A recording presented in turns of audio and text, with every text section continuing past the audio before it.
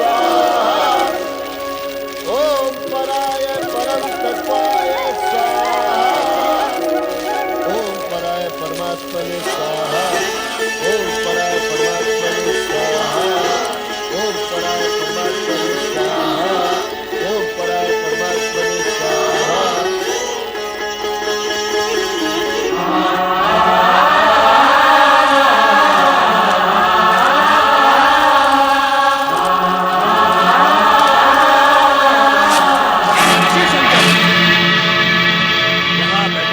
सम्मानित व्यक्तियों ने मुझे आदर देने हेतु अपने मस्तक झुकाकर मुझे प्रणाम किया, किंतु तुमने मेरे अपने जमाता होते हुए भी मेरी ओर देखा तक नहीं। राजन, मैं इस पवित्र प्रयोजन में यज्ञ अग्नि की ओर देख रहा था, जो किसी भी व्यक्ति विशेष से अधिक वंदनीय है। असत्य, अब तुम इस योग्य ही नहीं रह गए हो कि इस यज्ञ की पवित्र अग्नि को अपनी आंखों से भी स्पर्श कर सको। भूतों पिशाचों से सेवित होकर तुम्हारे वेदों कर्म लुप्त हो चुके हैं। अब तुम मात्र शास्त्र विधि की अवहेलना और नीति मार्ग को कलंकित करने वाले पाखंडी, दुष्ट और पापाचारी पुरुष मात्र रह गए हो। मैं दक्ष श्राप देता हूँ कि शमशान में निवास करने वाले उत्तम कुल और जन से इन शिव शंकर को इस यज्ञ से भस्म कर दिया जाए और देवताओं के साथ इसे यज्ञ का कोई भी भाग न दिया जाए। अरे महामूर्ख दुष्ट बुद्धि दक्ष, तुमने भगवान भोलेनाथ को यज्ञ से बहिष्कृत कर दिया, जिनके स्मरण करने से यज्ञ सफल हो जाते हैं और तीर्थ पवित्र हो जाते हैं। ओ अधर्म ब्राह्मण नीच, तुमने इनका अपमान कर दिया है, जो सृष्टि के रचयिता हैं, जो पालन करता है और एक दिन संहार करता भी होंगे। हे शिवगणों, तुम सबके सब इस यज्ञ से बहिष्कृत हो जाओ। तुम सबके सब नीच और पाखंडी हो। सिर पर जटा, शरीर पर भस्म और हड्डियों के आभूषण पहने भस्म, तुम मद्यपान में आसक्त रहो। ये मेरा श्राप है, श्राप है। ओ मूर्ख दक्ष, तुझे शिव तत्व का तनिक भी ज्ञान नहीं। तुझ जैसे अहंकारियों ने ही महेश्वर का उपहास किया है। इसीलिए शिव तेज के प्रभाव से मैं तुझे श्राप देता हूँ कि तुझ जैसा ब्राह्मण वेद ज्ञान से वंचित हो जाए, तू तत्व ज्ञान से विमुख हो जाए और तेरा मुख पशु समान हो जाए। नंदी, तुम्हें इस प्रकार क्रोधित नहीं होना चाहिए। तुमने व्यर्थ ही ब्राह्मण कुल को शाप दे डाला। जहां तक मेरा प्रश्न है, मुझे तो किसी भी प्रकार का कोई शाप छू भी नहीं सकता। तुम तो ज्ञानी हो नंदी। सनकादिक ऋषियों को तत्व ज्ञान का उपदेश भी तो तुम ही ने दिया था। अतः अब शांत हो जाओ और निश्चिंत भी। तुम्हारे आराध्य का कोई कुछ नहीं बिगाड़ सकता। मैं तो यज्ञ हूं, मैं ही यज्ञ कर्म हूं, यज्ञों का अंगभूत उपकरण हूं। यज्ञ की आत्मा भी मैं ही हूं। यज्ञ परायण यजमान और यज्ञ से बहिष्कृत भी मैं ही हूं। चलो हम कैलाश लौट चलें।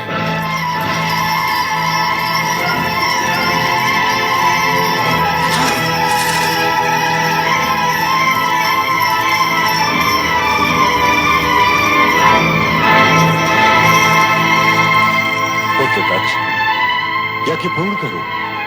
इतना सब कुछ हो जाने के उपरांत इस यज्ञ का आरती क्या रह गया पिताश्री? मेरा चित्त यहाँ से हट चुका है। दक्ष, पुत्र दक्ष, तनिक सुनो। चराचर जगतपति शिव शंकर का अपमान करके पुत्र दक्ष ने उचित नहीं किया। अकारण क्रोध का परिणाम अच्छा नहीं होता। क्या हुआ नाथ? क्या बात है? आप तो यज्ञ में गए थे।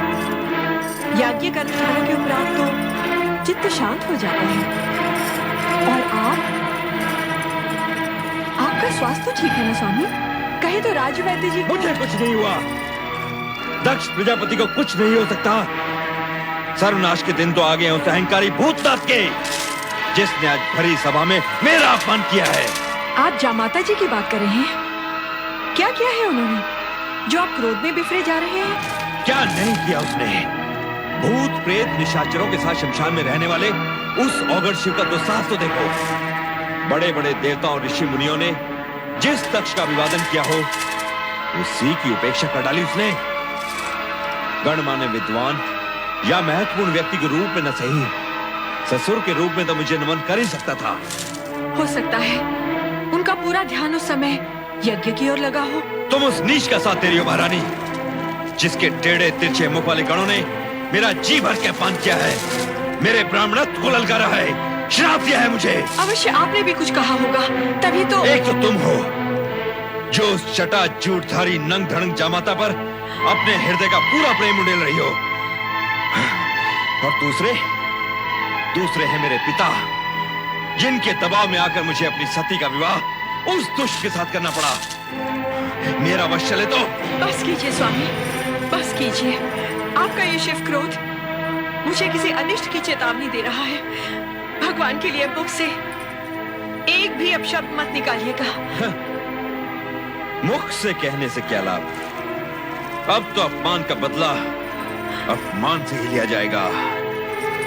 महारानी, मैं शीघ्र ही एक महान यज्ञ का आयोजन करूंगा, जिसमें मैं तुम्हारे लाडले जामाता को कदापि कदापि आमंत्रित नहीं करूंगा। ये आप क्या? इतना ही नहीं, उसका यज्ञ भाग भी उसे नहीं मिलेगा, कदापि नहीं मिलेगा। प्रतिशोध लूंगा मैं, प्रतिशोध, प्रतिशोध, प्रतिशोध। शिव शंकर से प्रतिशोध लेने के लिए निश्चय कर चुके हठधर्मी और क्रोधी पुत्र दक्ष से पिता ब्रह्मदेव ने प्रयाग यज्ञ तो किसी प्रकार संपूर्ण करवा लिया, किंतु उसके अनिष्टकारी निश्चय से आशंकित एवं अशांत ब्रह्मदेव ब्रह्मलोक का अपना कमलासन त्याग कर एकांत में चिंतन के लिए चले।